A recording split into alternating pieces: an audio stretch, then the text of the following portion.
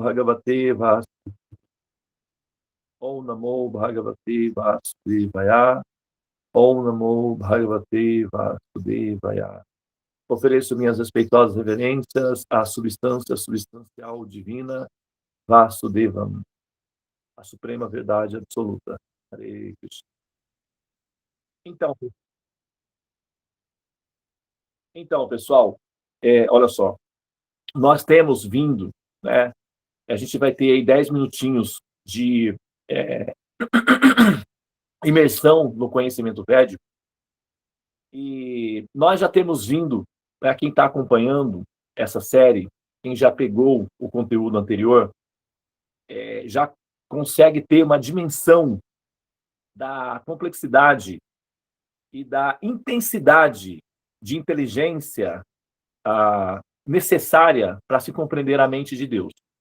Tá? O que acontece é que na humanidade, olha só, o verso ele menciona os 3 modos da natureza material. Tá? Para explicar um conceito sofisticado, profundo, o Senhor Supremo ele precisa utilizar de alguns recursos que são chamados subterfúgios. Um deles, por exemplo, é a mitologia. Então, a intuição de Deus, ela é um princípio natural em todos os seres viventes, em todas as almas. Por isso que, se a gente voltar no passado, lá no período da Pedra Lascada, a gente vai ver que o hominídeo, que o homem primitivo, ele colocou lá 3 pedrinhas, uma em cima da outra, colocou lá uns galinhos e reverenciou aquilo ali como sendo uma intuição de Deus. Agora, imagina você que você é Deus. Tá? Imagine que você é Deus. E esse serzinho, ele está lá nos seus rudimentos, tentando te compreender. Ele colocou 3 pedrinhas e reverenciou as 3 pedrinhas, tentando se conectar com você. Você sendo Deus, você entende que você não é aquelas 3 pedrinhas, você entende que aquela atitude é uma atitude rudimentar e bastante primitiva, mas você sendo Deus, não tem nenhuma dificuldade de aceitar plenamente a atitude de amor daquele ser, mesmo nos seus rudimentos. Tá? Então, essa intuição, por isso que, se você vai, por exemplo, numa cultura aborígene, numa floresta, e você vê o índiozinho lá, com o bumbumzinho de fora, peladinho, dançando ao redor de um tótem, e ele está reverenciando o Tupã, tentando encontrar o Supremo, e glorificando a grandeza do Supremo, ao redor do tótem, e se você é Deus, e você está vendo isso, você, enquanto ser supremo, pleno de amor, não terá nenhuma dificuldade de aceitar essa adoração. Mesmo que eles estejam fazendo de forma bastante infantil, diríamos, do seu ponto de vista. Não há dificuldade para Deus de aceitar o ato de amor do ser, porque a busca do Supremo é uma intuição intrínseca e existencial inerente à alma, independentemente de como ela manifesta essa intuição primordial. Porém, o que acontece é que, ao entrar em contato com os 3 modos da natureza material, como o verso está mencionando aí, esses 3 modos, ele se divide em tamas, que significa a base, é a escuridão. Raja é o intermédio, é o estágio de evolução, que é ação, movimento. E sattva, que significa compreensão do que está acontecendo. Entendimento, racionalização ou inteligência superior. É como, por exemplo, o estágio de uma flor, que você tem a raiz, que fica em tamas, no estado de inércia, na terra e na escuridão. Você tem o caule, que fica produzindo a osmose, agindo as folhas que atuam para realizar a fotossíntese, e todo esse processo que alimenta, que faz com que a flor cresça. E, finalmente, você tem lá em cima a flor que emite estética, beleza, perfume e metafísica, acima de tudo. Então, a humanidade, as almas, quando entram em contato com essa essa natureza, para nós, para o nosso entendimento imediato, nós chamamos de mundo material, nós chamamos de matéria, nós chamamos de natureza, são adjetivos que nós aplicamos na nomenclatura para facilitar a nossa relação de realização, no contato com essa chamada realidade. Ao analisar de maneira pontual, com uma lente de precisão, nós entendemos que essa chamada natureza material se trata de uma sugestão neurológica muito mais que uma realidade objetiva e que, portanto, é uma situação de simulação. Dentro dos Vedas, esse conteúdo simulado chama-se Maya, a ilusão. E quando se fala Maya, a ilusão, não se está falando metaforicamente como uma força de expressão, se está mencionando, se está dirigindo-se a um conteúdo de forma propriamente dita, em termos de uma não existência. Inclusive, os textos védicos afirmam claramente essa chamada não existência, ou nirvana, da natureza material, ou seja, não havendo uma existência objetiva. Nós, almas condicionadas, nós ficamos condicionadas no momento em que nós entramos em contato com essa estrutura divina criada pela mente de Deus, nós nos condicionamos.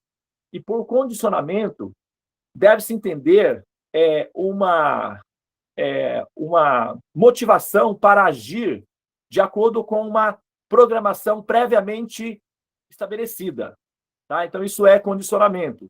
E nesse caso, por exemplo, a alma ou a consciência, em qualquer corpo que ela assumir, ela vai, então, por condicionamento, passar a pensar, a agir e a sentir de acordo com aquele princípio, tá? Quando se vai estudar, por exemplo, os 3 modos da natureza material, do ponto de vista da medicina, tem uma abordagem, chama-se Ayurveda. Aí vai se falar como é que funciona o corpo, como é que funciona a mente, como é que funciona a psique, como é que funciona os diferentes comportamentos, isso é específico.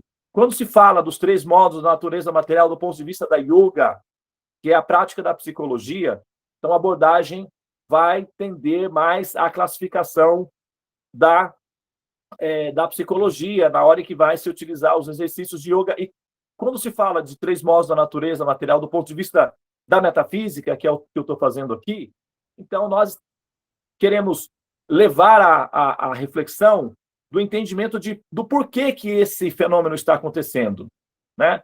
O porquê que quando nós olhamos no espelho, nós acreditamos sinceramente que aquilo que nós estamos vendo é real. E com o tempo, a realidade mostra que essa afirmação não era de todo consistente, né? Nós somos aqueles que ainda estão, todos os outros antes de nós se dissolveram. E possivelmente nós seremos o passado para aqueles que virão no futuro.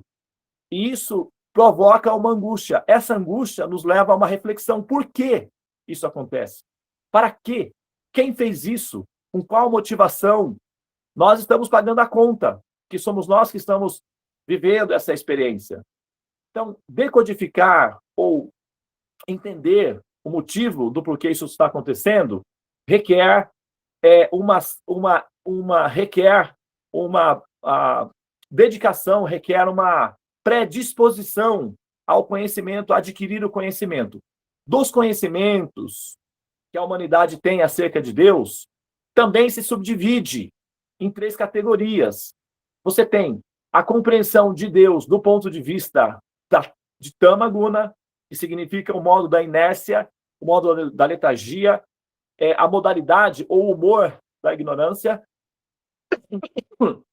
Nós temos a compreensão ou a realização de Deus do ponto de vista de Rajaguna, que envolve poder, controle e domínio. E nós temos a realização de Deus do ponto de vista de Sattva-guna, que requer compreensão, relacionamento de compreensão com o Supremo. Isso inclina ou indica que o ser adquiriu sabedoria da compreensão perfeita do Supremo. Só para dar um exemplo, Por exemplo, ontem eu assisti um bate-papo num programa de entrevista em que um senhor, um teólogo bastante conhecido no Brasil, o nome dele é Nicodemos. É Nicodemos. É um senhor respeitável, um teólogo sincero, esforçado por ensinar enfim, os princípios da religião, do Dharma, etc. E ele, durante a entrevista, ele fez uma afirmação bastante importante para quem entende e estuda o conhecimento védico. Ele disse que de todas as religiões do planeta, incluindo as religiões primitivas, as politeístas, monoteístas, o cristianismo, o islamismo, todas as religiões do planeta requer sacrifício, derramamento de sangue para agradar a Deus. Ele afirmou isso, não foi eu, tá? Inclusive, está registrado isso daí, eu até salvei a entrevista para usar dentro do programa do Teorema dos Sonhos. Porém, de todas as religiões do planeta que exigem sacrifícios, ou seja, derramamento de sangue para agradar a Deus, a única que não faz isso nesse planeta é o hinduísmo, que vem dos Vedas. E aí, como ele não conseguia explicar isso, ele simplesmente, é uma filosofia que eles têm. Ficou apenas nisso. Claro que ele não conseguia explicar. Mas ele conseguiu entender que o conhecimento védico, ele não exige esse derramamento de sangue. O conhecimento ou o comportamento que não exige sofrimentos, dor, que é a rinsa, ele é superior. Ele tem uma tendência a ser superior. Não é que nós apreciamos pessoas mais diplomáticas e educadas que pessoas mais furiosas e temperamentais.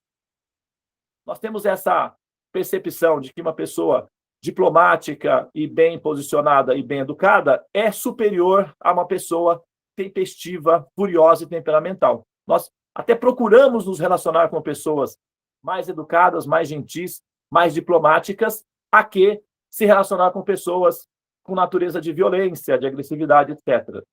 Então, assim, os conceitos de Deus que envolvem sofrimentos, eles estão relacionados com os modos inferiores da natureza, que são Tama, que envolve dor, e Raja, que envolve domínio, controle, predomínio sobre os demais, mesmo que seja a força. E o modo Sattva Guna requer conhecimento, sabedoria, diplomacia, dedicação, diálogo, entendimento, inclusivismo. Ok? Se você vai, por exemplo, na Índia, você encontra todas as religiões do planeta na Índia. E todas elas são bem-vindas, apesar de que algumas que entram lá querem dominar a Índia. E eles, infelizmente, têm esse procedimento. Porém, nós não vamos encontrar na história da humanidade, em nenhum momento da história da humanidade, que, por exemplo, o hinduísmo, ou os védicos, os sábios védicos, ou os seguidores do conhecimento védico se organizaram para matar outros povos e obrigá-los a serem védicos. Não há isso daí na história. Em nenhum momento da história você vai encontrar isso. Por quê? Os conhecimentos védicos são destinados a seres do modo da bondade, superiores em conhecimento. Para isso requer um público pacífico, predisposto à metafísica, predisposto à reflexão profunda acerca de Deus. Essa é uma das diferenças do conhecimento védico em relação aos três modos da natureza material. A alma entra em contato e ela vai reagir de acordo com o nível de conhecimento dela. Então, se nós queremos compreender o absoluto de uma maneira mais elaborada, perfeita e superior, nós precisamos chegar ao modo da bondade, que é o Sattva Guna. E isso significa educação, disciplina física, mental e intelectual. A educação física, para quem quer alcançar o modo da bondade, é despertar com o sol. Tamaguna, ignorância, letargia, significa despertar depois que o sol despertou. Isso é tamásico, é uma tendência ao êxtase da ignorância e da escuridão. Tamásico. Rajaguna é despertar e simplesmente agir como os animais, saindo em busca de caça, em busca do controle e do domínio. Raja, a pessoa não tem racionalização superior. Ela quer simplesmente dominar, controlar, enfim, acumular. Raja Guna. É um pouco melhor que letargia, mas ainda é ignorância. E, finalmente, Sattva Guna, que é quando o ser entende que todas essas funções têm uma única função: absorver um conhecimento superior. Tá? Por isso que o sadhana, ele exige que você desperte biologicamente, fisicamente, depois que você desperte com a mente, através dos mantras, e, finalmente, que você desperte como alma, como espírito, se interessando pelos assuntos que falam do absoluto. São 3 níveis do despertar, assim como são os 3 modos da natureza. Ok, pessoal? Então, só para a gente contextualizar isso daí, então vamos agora entrar no nosso caminho dos mantras, né, no nosso campo dos mantras. Nós temos aqui na sala hoje, ancorando a nossa sala sagrada, algumas pessoas que vão acompanhar, né, o caminho dos mantras na sala dos